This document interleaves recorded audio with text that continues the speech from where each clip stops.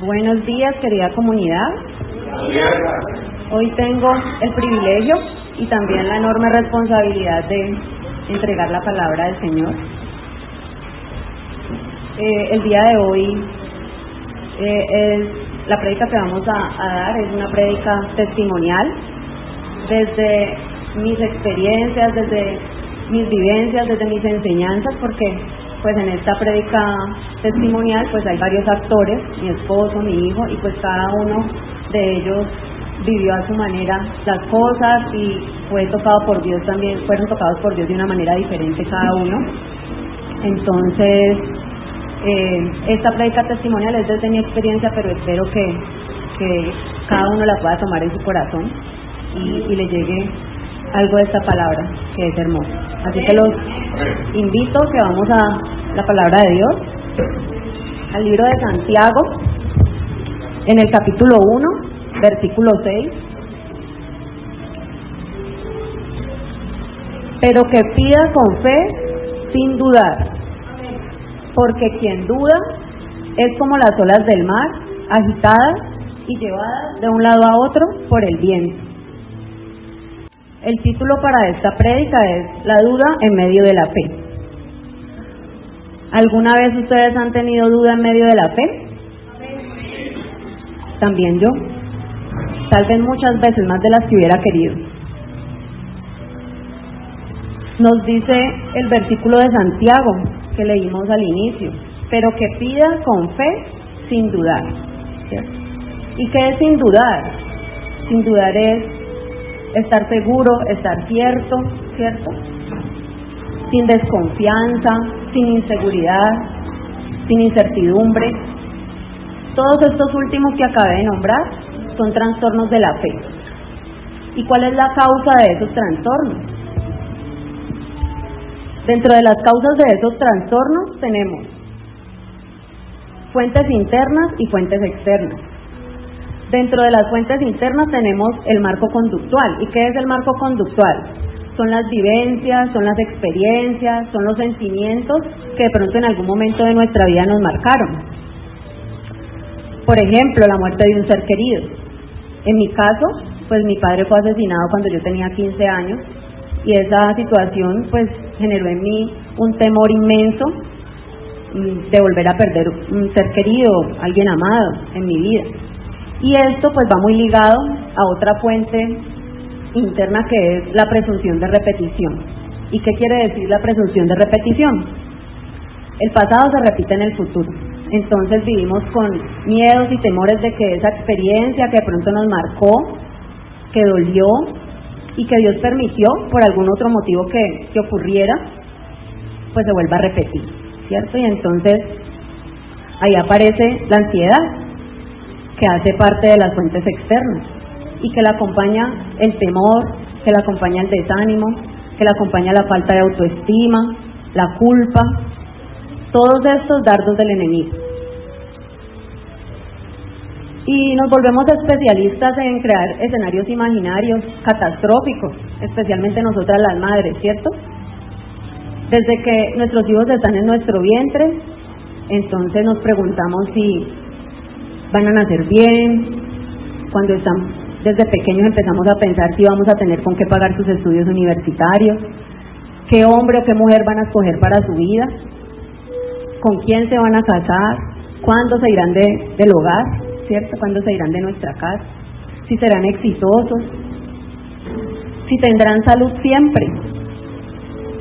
Y resulta de que cuando nosotros nos dejamos llevar por esa ansiedad y creamos todos esos escenarios y aún más de los que mencioné, pues de alguna manera atraemos esas cosas. Y entonces llega el momento en que, como dijo Job, lo que más temía me sobrevino, ¿sí?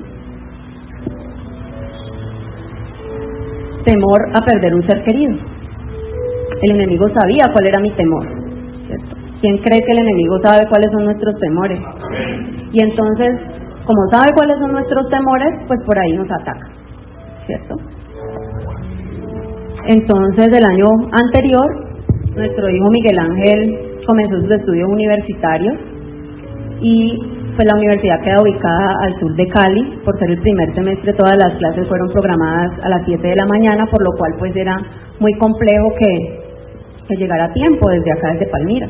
Entonces una prima me da la posibilidad y nos ofrece su casa para que él se quede allá entre semana, porque ella vive pues llegando a Jamundí. Entonces aceptamos para evitar pues esos largos desplazamientos, y pues nuestro hijo se va a vivir allá entre semana y viene a casa únicamente los fines de semana. Fue un cambio muy brusco para nosotros, tanto para mi esposo y para mí como para nuestro hijo, porque pues él siempre había estado con nosotros. Entonces, pues de un momento a otro dejarlo de ver por varios días y ya solo el fin de semana, pues era complejo. Y aunque pues nosotros intentábamos estar muy pendiente de él, de su comida, de sus cosas, pues no era lo mismo, claramente, porque no estaba en casa, ¿cierto? Así transcurrieron los meses, y finalizando el mes de abril, el del año anterior, al llegar a casa un fin de semana, nuestro hijo me dice que tiene un dolor en la cabeza, en esta zona del lado de la cabeza, y pues yo inmediatamente reviso, miro, palpo, no había nada, no se sentía nada, no había ningún cambio de color de la zona, ni estaba abultada. Entonces yo le digo, no, pues eso seguramente fue un golpe que te diste, no te diste cuenta con algo y eso se pasará. Se fue a su universidad esa semana, y al fin de semana siguiente que lo volvimos a ver, me dice, cada vez me duele más y ya siento una bolita en la cabeza.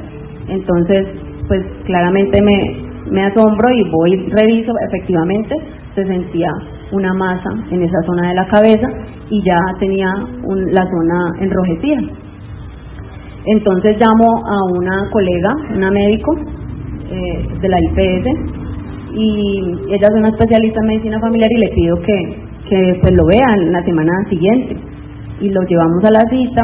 Ella lo revisa, efectivamente encuentra la masa y me dice, no te preocupes, la verdad yo no creo que sea algo serio, parece que fuera algo externo, algo de tejidos blandos, más no algo interno. Entonces pues yo me quedo más tranquila, ¿cierto? Porque pues uno cree en lo que el médico dice. Entonces yo dije, pues listo, es algo externo. Ella me dice, sin embargo, pues mandemos una ecografía de tejidos blandos para verificar pues qué es. Esa semana Miguel Ángel nos manifiesta uno de los días que el dolor ha aumentado más y más, que ya en la noche no puede dormir. Estaba igual tomando acetaminofén, le cambian el medicamento, la médico familiar, aún así pues dice que el dolor no lo soporta. Entonces pues eso obviamente activa las alarmas de cualquier papá o mamá, y entonces le digo que se venga a mi trabajo, que vamos a ir a tomar una ecografía particular, porque estábamos esperando la cita de la ecografía, pues que nos la programan. Vamos a tomar la ecografía. La médico radióloga me hace seguir. Miguel Ángel pues estaba en la camilla y estaba el monitor donde pues va mostrándole a uno todo lo que se va viendo, y la médico me dice, tiene una masa, y la masa no es solo de tejidos blancos, la masa parece que sale de adentro del cráneo, parece que sale del cerebro hacia afuera. Este estudio es un estudio insuficiente para poder dar un diagnóstico, necesitamos que urgentemente le tomes una resonancia de cerebro. Ustedes no imaginan lo que yo sentí en ese momento. Yo sentí que el mundo se me caía encima, literal. Mi hijo estaba ahí, por lo tanto yo no podía llorar, no podía gritar, no podía expresar todas las angustias, los temores, todo lo que yo sentía en mi corazón. Todas esas emociones sentí que se venían a mí como olas gigantes que me aplastaban. Pero yo tenía que darle fuerza a él, ¿cierto? Darle la tranquilidad de que todo iba a estar bien, de que Dios estaba al control, aunque yo por dentro me estuviera desmoronando.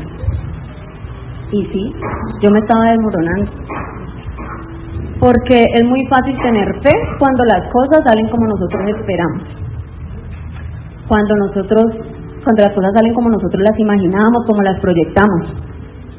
Incluso cuando nosotros aconsejamos a otro, es muy fácil decir tranquilo, todas las cosas nos ayudan para bien, ¿cierto?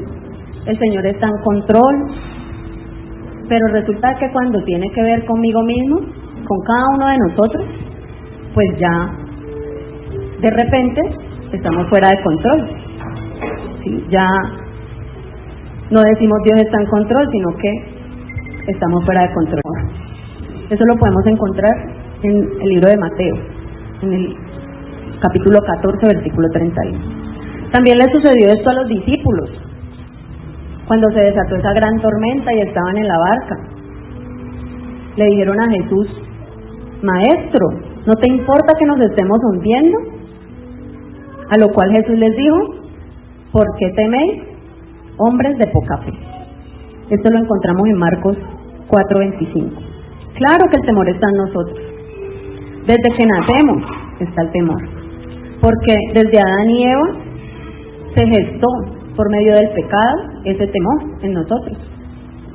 ¿Recuerdan cuando Adán le dice a Dios: oí tu voz en el jardín, estaba desnudo y me dio miedo? Sin embargo, a pesar de que ese miedo lo tenemos desde que nacemos, pues no podemos dejar que ese miedo se apodere de nosotros. Como dice la canción que escuchábamos al inicio de la prédica: aún con mis temores sé que me aceptas. Dios nos acepta con nuestros temores y todo, con nuestras dudas, con nuestros miedos, con nuestras inseguridades nos acepta. ¿No es maravilloso nuestro Dios? Dios quiere que en la medida en que nosotros más confiemos en Él, pues esos temores puedan irse disipando. Pero nosotros a veces preferimos creer en lo que escuchamos, preferimos creer en lo que podemos entender, en lo que podemos concebir en nuestra mente humana, antes de creer en lo que Dios puede. Preparando esta palabra esta mañana que la estaba repasando, Dios me dijo algo que se los voy a compartir porque es para ustedes, claramente para mí también. Donde uno tiene su miedo, tiene su trono. Entonces, si a ti te da mucho temor perder tu trabajo, ahí está tu trono. Entonces, si te da mucho temor la pobreza, tu trono es el dinero, la riqueza. Entonces, si tu temor es que tu esposo se vaya de tu casa, de tu hogar, te deje, entonces tu trono es tu esposo. Mi trono era mi hijo. Decimos, Jesús es mi rey, Jesús es mi todo, pero cuando nosotros en realidad hurgamos nuestro corazón, nos damos cuenta de que algunas veces no es así. Ponemos personas, ponemos deseos, ponemos anhelos en el trono de nuestra vida. Y si algo de eso nos falta, ¿cómo nos sentimos? Sentimos que morimos. Así que vaya reflexionando y vaya pensando cuál es su trono. En donde está su miedo, está su trono. Continuando con la historia, al día siguiente le tomamos la resonancia del cerebro y nos entregaron unas imágenes, pero no nos entregaban el resultado como tal. En 20 días llegaba el resultado, porque era un neuroradiólogo quien tenía que ver esos exámenes y él estaba ubicado en la ciudad de Bogotá, entonces pues no era tan sencillo. 20 días esperando un resultado. Claramente la ansiedad, los miedos, el temor pues incrementan porque pues estás sin saber qué es lo que pasa, ¿cierto? Y esto afectó la actitud de mi esposo también, quien a pesar de todo pues trataba de contener sus emociones, de mantenerse fuerte para mi hijo y para mí. Con las imágenes que me entregaron le pedí a un radiólogo que conocía que nos ayudara pues a mirar qué podía hacer, y él junto con otros radiólogos amigos lo revisaron y nos decían, es algo muy extraño porque parece que el cráneo, que es un hueso, ¿sí? la calota craneana, que es lo que recubre toda la cabeza y el cerebro, hay un momento en donde está la lesión que es como si no tuviera hueso ahí, o sea, como si no tuviera continuidad, ¿sí? pareciera que esa lesión sale de adentro del cerebro, de las meninges, pues lo cual preocupaba más. Recuerdo que ese día salimos de allá, nos vinimos para la casa, dejamos a nuestro hijo en casa y tuvimos que salir mi esposo y yo de ahí porque estábamos totalmente devastados, teníamos mucha angustia, mucho miedo en nuestro corazón. Y ese día mi esposo me propuso que hiciéramos un ayuno por 21 días, tal como el profeta Daniel lo hizo, como signo de clamor, como signo de ruego a Dios para que sanara a nuestro hijo. Y así lo hicimos, ayunamos por 21 días ininterrumpidos. Y ustedes no van a creer, pero en la semana en la que terminamos el ayuno, apareció otra masa más. O sea, ya no era una, sino que ya eran dos. Debajo de la que ya estaba, apareció una nueva masa. Y el dolor cada vez más intenso, ya ningún medicamento calmaba el dolor. Llorando y clamando a Dios, le preguntaba qué ocurría, por qué no eran escuchadas nuestras oraciones, por qué no tenían en cuenta nuestro ayuno. Preguntábamos a Dios qué quería de nosotros, qué quería que hiciéramos. Le servíamos, diariamente trabajábamos para agradarle. Claramente no éramos perfectos, teníamos pecados como todos los tenemos, pero al menos intentábamos cada día agradarle. ¿Por qué nos sobrevenía esta situación? Y uno como cristiano piensa y siente erróneamente que por hacer o intentar hacer lo que a Dios le agrada diariamente, pues entonces el enemigo no lo puede tocar. Uno lo siente inconscientemente, uno ve en la palabra que sí, pero uno cree que eso no le va a llegar a uno, pero no es así. Bueno, continuando con la historia, con el testimonio de la semana siguiente de ese ayuno, de manera sorpresiva Miguel Ángel nos dice que ya el dolor se fue, que ya no sentía más masas en su cabeza. Inmediatamente lo revisé, lo palpé y pude evidenciar que ya no se sentía ninguna masa. Se sentía una depresión, como de que algo estuvo ahí, pero ya no estaba. El Señor había respondido nuestras plegarias y nuestro clamor. Unas semanas después de eso, fuimos a la cita con el neurólogo y llevamos los resultados de la resonancia, en donde describía la masa, pero no determinaba un diagnóstico. Él procede a revisar la zona afectada y clínicamente evidencia que ya no hay masa. Ya no está ninguna de las dos masas, evidencia que está la depresión. Y el especialista nos dice literalmente, es como si la lesión hubiera involucionado, o sea, como si la lesión hubiera retrocedido, en vez de avanzar, que es lo que normalmente ocurre. Sin embargo, como estaba esa depresión o ese hueco, pues él decidió operar, porque de todas maneras no teníamos un diagnóstico. Entonces, debe sacar una biopsia de esa zona y poner una malla para proteger esa zona que quedó allí deprimida o en el hueco. Debe sacar una muestra de esa lesión para poder que determinemos pues el diagnóstico. Entonces me da la orden de cirugía y comienzo a mover todos mis contactos pues en el área de la salud para que se realice la operación en Fundación Valle del Lili. Pasan casi 3 semanas y no hay respuesta de esa autorización. Pues yo estaba desesperada. Entonces un día orando Dios me dice, yo estoy al control, yo soy el que va a elegir en dónde y quién lo va a operar. Así tengas miles de contactos, yo soy el que decide. Por lo tanto, entendiendo lo que Dios me estaba diciendo, que en realidad era, aprende a soltar. Intento descansar en el Señor. Intento descansar en el Señor. Y dejo de intervenir en ese asunto y de enviarle las famosas ayudaditas a Dios que a veces nosotros damos. Y dejo de intentar resolver todo por mi cuenta y lo dejo en sus manos. A la semana siguiente, la autorización se emite para acá, para Palmira, para la clínica Santa Bárbara.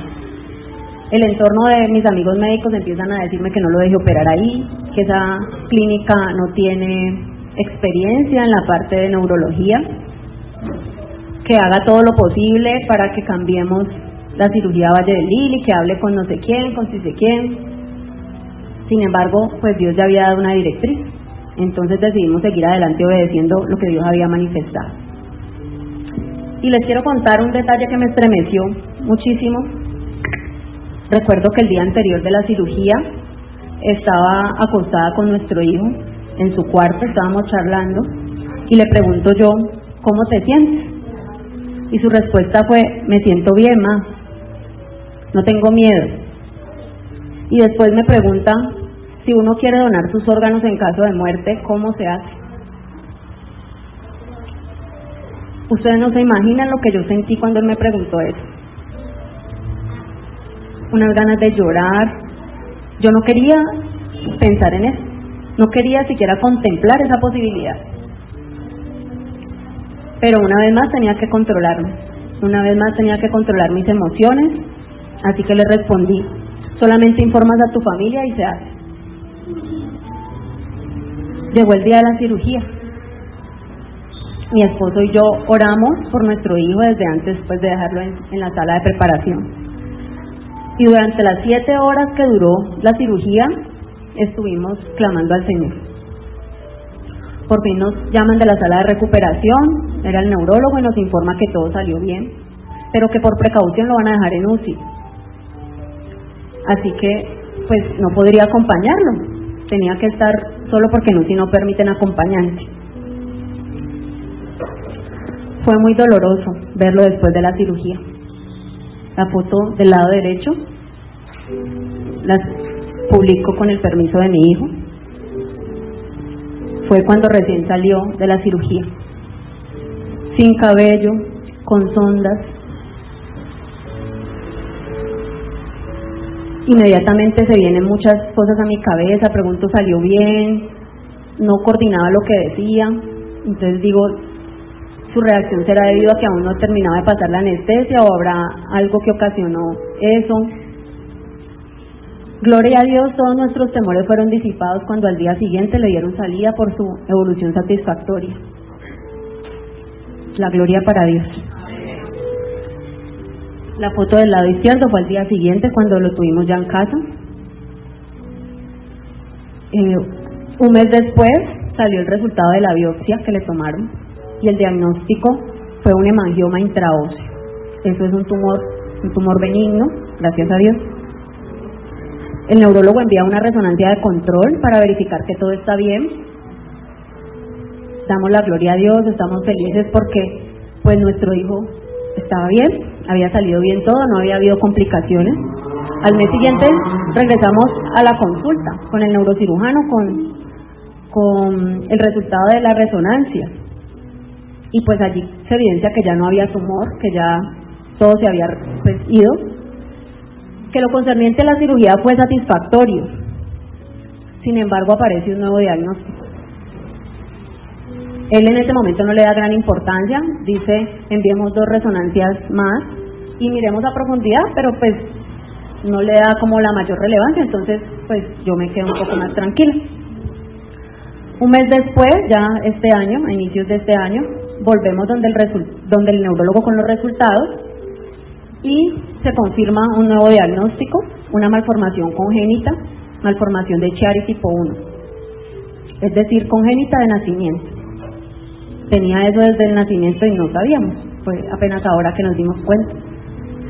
Esa malformación ocurre en la zona debajo del cerebro, donde queda el cerebelo, que es un poco más pequeño, y donde se conecta la cabeza con la columna, o sea, una zona bastante peligrosa. El neurólogo, debido a las implicaciones que tenía la cirugía, nos dice que va a hacer una junta médica y revisa el caso con varios neurólogos y finalmente nos dice que hay que operar, porque había un descenso de ese contenido de cerebelo, de amígdalas cerebrales que están allí, debido a que estaba ese espacio más pequeño de lo que debía estar, entonces se descendían y se trataban de ir por el canal que conecta la columna, entonces que había un riesgo de una hernia súbita, es decir, de muerte. Sin embargo, nos dijo pues que no era algo urgente, que igual había vivido 19 años con esa malformación, pues que había una posibilidad de que eso sucediera, pero que era una posibilidad pequeña, que eran casos que normalmente no se veían, pero que existía la posibilidad. Nos dijo que debido a su condición, pues él no debía hacer deportes de contacto, de practicarlos a lo largo de su vida, no debía haberlos practicado ni porque podía sufrir un golpe en la cabeza y pues eso era nefasto. Esa situación me entristeció muchísimo, tuve mucho miedo de nuevo. Comencé a cuestionar a Dios, comencé a pedirle explicaciones, así como María lo hizo con Jesús cuando no estuvo, cuando Lázaro enfermó y murió. Pasaron días y no escuchaba nada, hasta que un día me levanté a orar y le pregunté a Dios si esto que estábamos viviendo era una prueba, era un ataque, y salí camino a mi trabajo. Recuerdo que en el carro, de un momento a otro empezaron a pasarse muchas imágenes por mi cabeza. Muchas veces cuando nuestro hijo quiso practicar el básquetbol, y por una u otra razón siempre había un impedimento. Siempre ocurría algo, se fracturaba la mano, se enfermaba, algo pasaba y nunca podía llegar a instancias mayores. Y Dios me habla, escuché una voz que me dijo, ¿por qué me cuestionas? Si todo este tiempo lo que yo estaba haciendo es protegerlo. Dios había respondido mi oración. Fue un ataque, pero Dios estaba aprovechando ese ataque ahora para probar mi fe. En los días posteriores se me venía a la cabeza la historia de Abraham y de su hijo Isaac. En oración, derramando mis lágrimas a Dios, le decía que no me pidiera eso, que no me pidiera que le entregara a mi hijo, porque yo no podía hacerlo, yo no podía hacer ese sacrificio, que él me conocía, que él sabía que yo no podía entregárselo. Me resistía a decirle que hiciera su voluntad porque me daba miedo que su voluntad no fuera la mía. Alternamente a esto, recibí una llamada de una prima que vive en París, y ella se enteró de la situación y me ofreció su ayuda, me pidió que nos diéramos la oportunidad de escuchar a un neurólogo que ella conocía, que vivía en Pereira, que ella estaba dispuesta a pagar la consulta. Entonces yo le agradecí, pero dilaté un poco ese proceso, porque pues yo decía, ya hay un neurólogo que lo está tratando, ya él hizo una junta médica, ¿para qué me voy a poner a buscar más conceptos de los que ya tenemos? Y días después, ella habló con mi mamá y manifestó como su descontento y su disgusto porque pues no había accedido hasta el momento a hacerlo. Entonces pues yo dije, voy a hacerlo para que ella no se sienta mal, porque igual es un regalo que ella le quiere dar a mi hijo, no me puedo poner a eso. Ella quiere ayudar, entonces voy a hacerlo por no pues quedar mal con ella, por no hacerle un desplante o un desprecio. Así que mandé el historial clínico, los resultados, y eso fue un fin de semana, y el lunes, después del fin de semana, me llaman de la clínica y me dicen que la cirugía está programada para el 4 de junio. Eso fue fin de semana finalizando mayo. Ese día teníamos la cita con el neurocirujano en la noche y nos conectamos. Él revisó todo y sus palabras fueron: su hijo no tiene indicación para realización de esa cirugía. ¿Le explicaron los riesgos de esa cirugía? Respondí, pues como toda cirugía, hasta la muerte. Entiendo. Me dijo, la muerte es lo mínimo que le puede pasar. Es una cirugía muy riesgosa. Él puede quedar parapléjico, puede quedar con medio cuerpo dormido, puede darle un déficit neurológico, puede tener un déficit neurológico, le puede dar una hemorragia cerebral, puede desprendérsele la retina por la posición en la que debe estar las horas de la cirugía. El diagnóstico de malformación de Chiari tipo 1 no se opera. Solo se operan esas malformaciones, pero las tipo 2, tipo 3, que son pacientes que ya cuentan con algún tipo de déficit o de discapacidad. Si fuera mi hijo, si fuera mi esposa, si fuera yo, no permitiría que me operaran. ¿Quién opera después de eso? Después de esa consulta nos reunimos en altar familiar los tres y decidimos pues qué íbamos a hacer inicialmente. Intervino mi esposo y dijo, con Dios las casualidades no existen. No buscamos este nuevo concepto. Es más, no estábamos de acuerdo con hacerlo, nos rehusamos de alguna manera a hacerlo, pero hubo insistencia de parte de su prima, una insistencia que solo puede haber sido puesta por Dios. Esa noche, conjuntamente decidimos no operar. Después de eso estuve inquieta sobre cómo dar el testimonio, porque se lo prometí a Dios. Le prometí a Dios que iba a dar este testimonio y estuve escuchando prédicas. No hallaba respuesta de cómo hacerlo hasta que un día hablé con un amigo en la fe, que aunque no asiste a la misma iglesia, él estuvo apoyándome en oración todo este tiempo. Y le conté pues lo último que había acontecido. A través de él Dios me habló y me dijo: tú te rehusabas a darme tu hijo en sacrificio, como lo hizo Abraham con Isaac. Y a pesar de eso, hiciste lo que te competía humanamente hablando, y sin ser consciente de eso, me lo entregaste en sacrificio. El holocausto estaba listo, el quirófano estaba listo, la fecha ya estaba programada. Pero yo mandé un ángel, tu prima, para decirte: detente, no le hagas daño al muchacho, no le hagas nada, porque sé que tú respetas y obedeces a Dios. Sentí como mi cuerpo se estremeció cuando me dijo eso, y continuó hablándome y me dijo: no dudes más, pequeña, hecho está. Eres mi hija amada, pero tienes dura cerviz. Ese día mi corazón se constrictó. El Espíritu Santo me abrió los ojos y me di cuenta de que todo este tiempo me decía creyente, me decía tener fe, pero en realidad no era así. Que Dios no ha hecho más que demostrarme su amor en cada situación, su misericordia, su bondad. Y que yo gritaba a los cuatro vientos que mi problema no era la fe. Muchas veces tuvimos discusiones con mi esposo por eso, y yo le decía que mi problema no era la fe, que mi problema era que me daba miedo que Dios tomara una voluntad que no era la mía, que Dios hiciera una voluntad que no era la mía. Ese día Dios me confrontó y me mostró que el temor es un trastorno de la fe, que crea barreras y que usa nuestra fe en una dirección errónea.